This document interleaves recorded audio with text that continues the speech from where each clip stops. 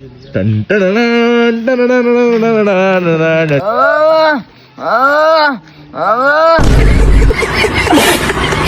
Hello गाईस, ह्या माणूस सकाळी सकाळीच आपल्या घराकडे येऊन गेला होता आणि काहीतरी म्हणत होता. पहा बरं का म्हणते तर 20-30 रुपयाची.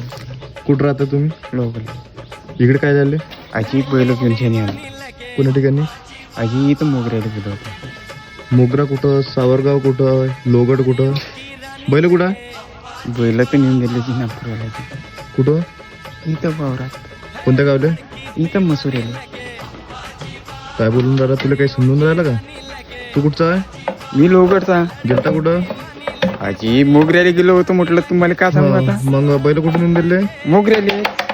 असं का? आता मसुरायला म्हटलं तुला. हे मसुरा नाही. माहिती नाही यार, ह्या खोटं बोलून राहिला होता की खरं बोलून राहिला होता. जर कोणी ओळखत असेल तर सांगा मग नक्की. मग आम्ही नंतर गेलो नाश्ता करायला. मग नाश्ता वगैरे केला. मग त्याच्यानंतर आलो आपण मामाच्या दुकानमध्ये, कारण आपल्याला करायची होती आपल्या पॅशन बाईकची सर्व्हिसिंग. मग इकडे मामानं ऑइल चेंज करून दिलं आणि मी पण इकडे एअर फिल्टर साफ करून घेतलं. मग त्याच्यानंतर आपण ही गाडी लावून घेतली नवीन सीट. सांगा मग कशी दिसतं. मग त्याच्यानंतर आपल्याला जायचं होतं सिंगरखेड्याला. मग पकडलं आपण आपल्या एका मित्राला आणि त्याला घेऊन निघलो. मग आपण सिंगरखेड्याला जायसाठी. मग सिंगरखेड्याला पोहोचलो. इकडे आपला यश पाटोडे मित्र, याच्यासोबत आपण मस्त भेटून घेतलं. मग त्याच्यानंतर हे आहे त्याच्या शेतातले म्हणजे मोसंबीचे असे झाडं. जर कोणाला लागत असेल तर भाऊसोबत कॉन्टॅक्ट करा. इथे न्यू सेलर मोसंबीचे, संत्र्याचे, सगळ्या प्रकारचे झाडं अवेलेबल आहे. आणि ह्या झाडाचे मुळं पहा, झाडाचे मुळं पण एकदम खतरनाक आहे. मग आपण घेतले आपले झाडं. मग निघलो आपण आपल्या घरी जायसाठी. मग आजच्यासाठी इतकं असतं. मिलिंद बासा वाजो मग.